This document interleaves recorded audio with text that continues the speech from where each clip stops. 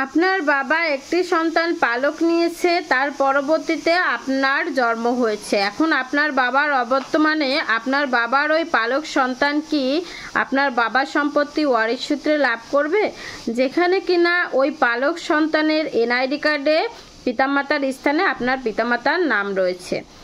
এক্ষেত্রে এটা মনে রাখবেন যে ওই পালক সন্তানের যেহেতু এনআইডিতে আপনার পিতামাতার নাম রয়েছে এবং সে যদি চেয়ারম্যান কর্তৃক ওয়ারিশান সনদপত্র সংগ্রহ করে, তাহলে সে কিন্তু ওই সম্পত্তি ওয়ারিশ সূত্রে দাবি করতেই পারে।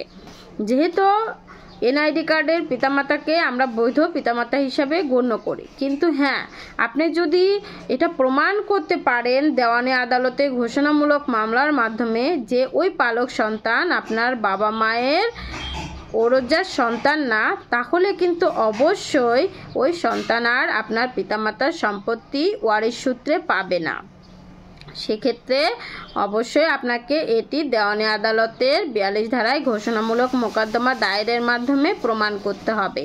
আর এটা প্রমাণের জন্য আপনি সাক্ষী রাখতে পারেন যারা এই বিষয়টি জানে তাদেরকে, এবং ডিএনএ টেস্টের মাধ্যমে প্রমাণ করতে পারেন।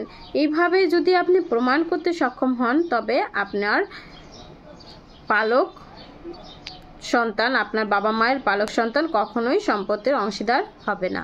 আমি ঢাকা জজ কোর্টের একজন আইনজীবী বলছি, নিয়মিত প্র্যাকটিস করছি। যারা আমার সঙ্গে সাক্ষাৎ করতে চান তারা স্ক্রিনে দেওয়া নাম্বারে আমার সঙ্গে যোগাযোগ করতে পারবেন। ভালো থাকবেন। আসসালামু আলাইকুম।